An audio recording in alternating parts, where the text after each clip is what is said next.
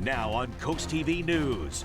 Snow supplies, shovels, gloves, and snow brushes. People hitting the stores ahead of the first snow of the season. Roads brined, salt is down ahead of tomorrow's weather. And DelDOT is ready for the snow threat. We'll show you how they're preparing. We have a winter weather advisory in effect for portions of our viewing area. I'll detail the timing of the snow, what to expect, and how much likely to dump on top of us. This is CoastTV News at 5. Shelves stocked with snow gear. Good evening. I'm Christina DeRobertis in for Madeline Overturf. And I'm Charlie Sakaitis. We begin tonight with how people are prepping for the first snow of the season. Ace Hardware in Milton says they've had customers in and out all week.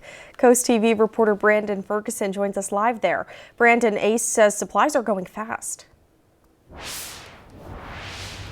Christina, a majority of the people we spoke with were at stores, like you mentioned, Ace Hardware here in Milton, getting those last second items for outside, like a snow shovel or snow blower, while others hitting grocery stores got more of those cozy items like hot chocolate and soup.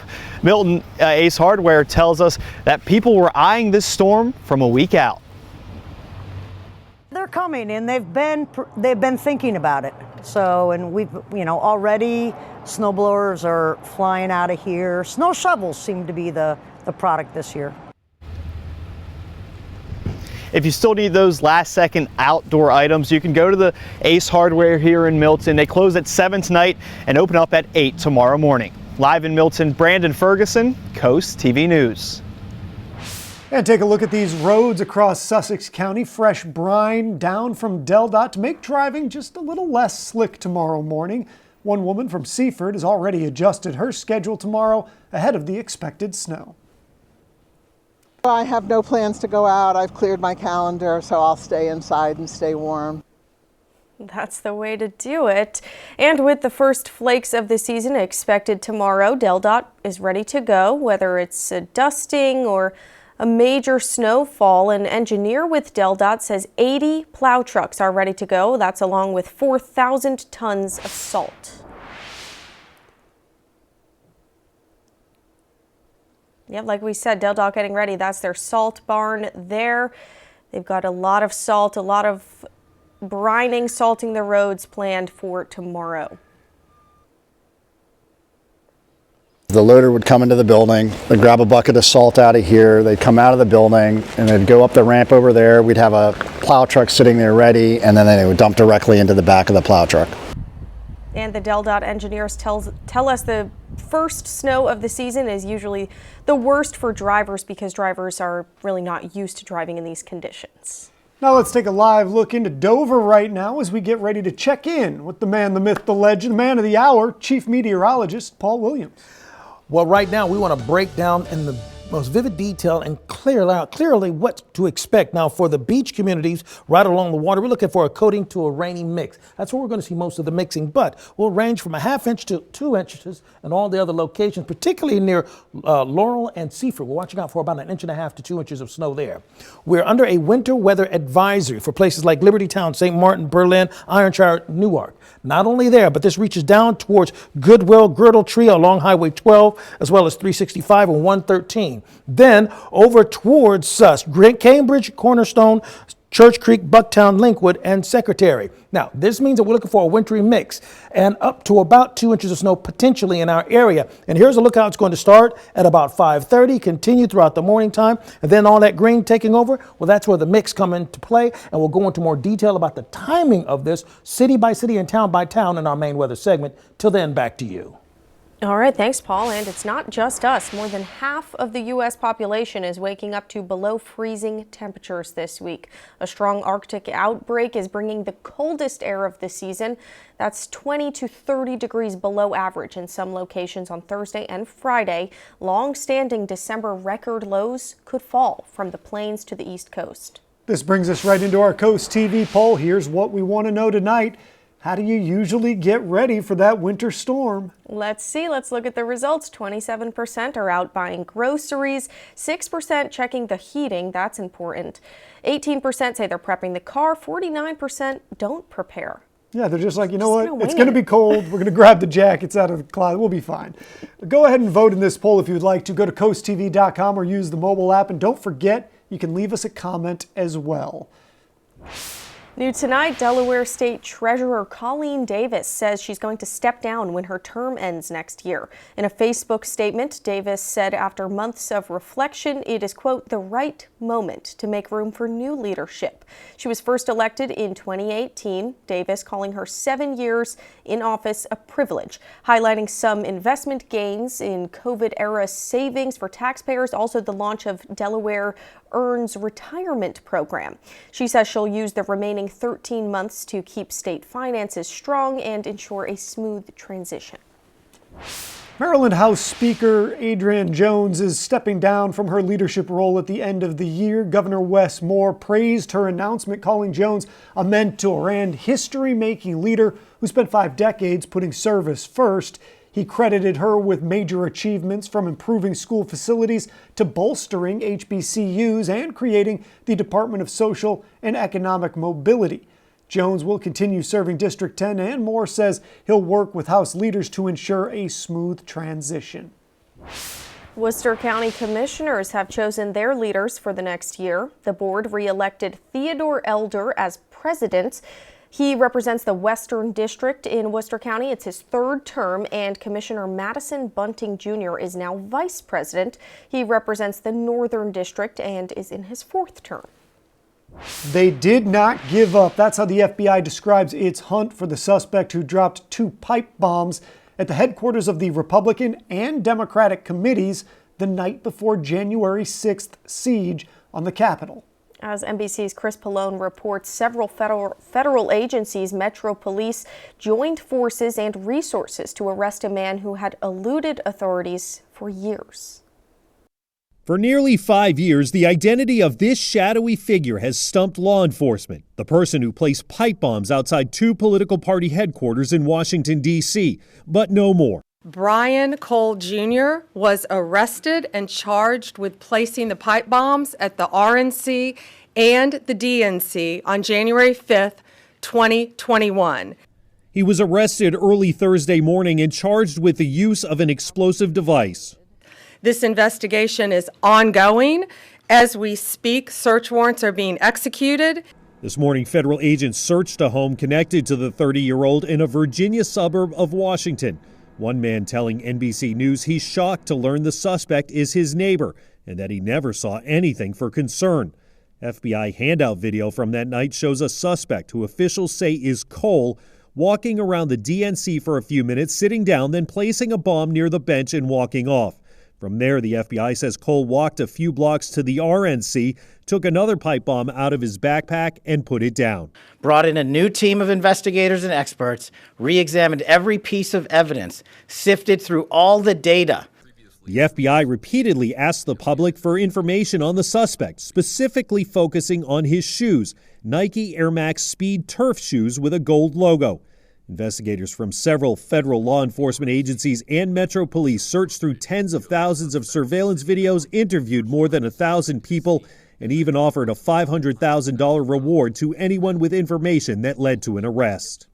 I want to commend the men and women of the FBI and the members of the Metropolitan Police Department and all of the agencies who are standing behind me today on a job well done. We do not forget, we do not give up, and we do not relent.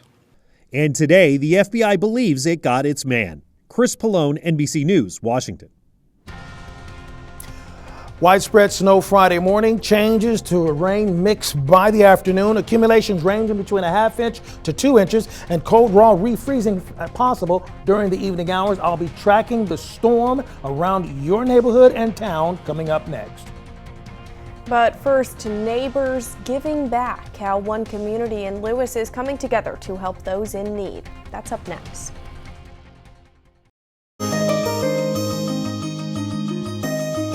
It's always a good deed to help people that need it. But when a whole neighborhood comes together to do that, the community feels stronger. The donations grow larger. Coast TV News reporter Brandon Ferguson shows us how one neighborhood in Lewis is doing just that. Neighbors in the Headwater Cove neighborhood in Lewis are giving back to food pantries, Toys for Tots, and the Brandywine Valley SPCA. It's really a nice thing. And it's also become more of a contagious kind of a thing, too. Steve McTaggart's wife, Wendy, volunteered the couple to start the donations this June. Once a month or so, when it gets full, we go deliver them. So we deliver them to the Cape Penelope Food Basket or the Community Resource Center in Rehoboth. And then we work with the Georgetown SPCA to drop off donations for the animals. McTaggart gets the attention of his neighbors in the Headwater Cove Facebook group with a hat of the day and a list of what the food pantries accepts. Heidi Spinelli has called Headwater Cove home since January. Spinelli says the community has grown so much closer by coming together to give back. After one day, we had collected over $400. So my neighbor Marcia and I and my husband Vic decided, let's go to BJ's and see what we could buy with this $400. Well, from the time we drove to BJ's, it had gone up to $650. We had to make 2 trips to the food pantry with our SUV full. So it was a great, rewarding experience. The community donated Thanksgiving food baskets, and now their eyes are on Christmas. We are having Toys for Tots, that we're bringing toys in for the kids that needs a little bit brighter Christmas. These donations aren't seasonal. Spinelli says there's more to give back than just food, items that are essential. Then we do have some plans to do some future projects, for example, personal products for women, because that's something that's never talked about and is so expensive. So that'll be one of our New Year's resolutions, to make sure that we do that. Neighbors tell us there's no end in sight to the community giving back. For Coastal Connections, I'm Brandon Ferguson.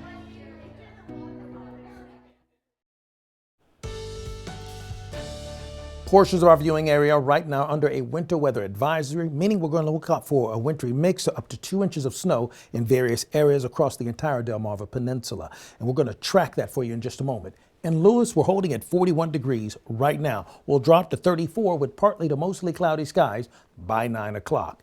Feels like 40 right now in Milton, but it feels like 38 in Redden, 41 Ocean Ponds, and it feels like 36 degrees right now in Ocean City. Winter weather advisory in effect for the Cambridge area, Vienna, Oakville, as well as Westover until 7 o'clock Friday, and that covers all the way over towards Berlin, Girdletree. In addition to that, we still have blustery conditions along the beaches with a small craft advisory active, meaning we're talking about 25-mile-per-hour wind gusts there, as well as on the other side for the Chesapeake Bay and for the folks that are trying to go back and forth across that bridge. Generally speaking, we're looking for the winter weather advisory to stay in effect for the mid-Atlantic region as this storm is expected to shift more in a zonal flow from our west, moving to the east steadily, and it's expected to stay on this trajectory. This is why we have just a portion of the Delmarva Peninsula under that advisory. Along the coast for Friday, this is mainly in the morning, snow, then it'll go from snow to rain right around lunchtime, just after the lunchtime hour. Temperatures will stay in the 40s, 43, for example, in Dewey Beach, 43 Ocean City, Chincoteague, 46 degrees. Here's a wide view, then we're going to zoom in. Now follow the dark purple so you can see where the heaviest snow is likely to occur. 4:30 in the morning, we just start seeing a few flurries, and then we see some heavier snow throughout northern portions of Sussex around 10 o'clock. But look at all this green and see this pink line. This is the 0 line. This is where it changes over from, let's say, sleet, freezing rain to rain to snow and all of that, the transition line. Now then we see the green taking over by the evening hours or changing over to rain by then. So it's not an all-day snow event. Now we track it in more detail. 6:30, Seaford, Delmar. I'm looking for the worst to really hit Seaford, about 2 inches there. And along Highway 13, anybody living along there, which includes Delmar down towards Salisbury. We go to like 8 o'clock, Delmar gets their second hit. This is right along Highway 54. Georgetown starts picking up momentum. Then it comes to an end right around 10 o'clock for that first significant wave that'll push through. Now we shift over towards the beach properties. Bethany Beach, Dewey Beach, Rehoboth Beach. We start at 6:30 there. It shifts over, and then we start seeing it tapering off and start changing over by 9 o'clock. The amount of snow, we're looking at 2 inches over towards Seaford, possibly as little as a ½ inch for Bethany. That's why we get that range that we're talking about. Then the bitter cold comes in right after it for Friday going into Saturday, and then Sunday, we're back into the lower 20s once again. So as we go up the beach line for the last amount of it, we're looking at Friday, widespread snow for just about everyone. but then we come out of it by the time we get to Sunday, but we're still cold by then. Here's a look at your 7-day forecast. We're still calling for a yellow alert day for Friday because of the threat of snow. All right, thank you again, Paul. Coming up tonight on the Delmarva Sports Network at 8:30, it's boys high school basketball when St. Peter's and Paul hosts Archbishop Curley, and then you can catch the final score at 10:30 p.m. And coming up this week in Sunday Night Football, the Kansas City Chiefs take on the Houston Texans. Big game, Week 14 of the regular season. You can watch that right here on Coast TV. Then stay tuned after the game for Coast TV News. And coming up next, Caroling on the Circle, the annual event making the holidays brighter for those in need. Stay tuned on Coast TV News at 5. The Salisbury Zoo is celebrating a first, the arrival of a herd of 5 endangered Chicoan peccaries. They're pig-like animals and they're native to South America. There's fewer than 3,000 left in the wild. Visitors can now see the group. They're called Fern, Wilma, Angie, Adzuki, and Jelly, and they're in the South America exhibit.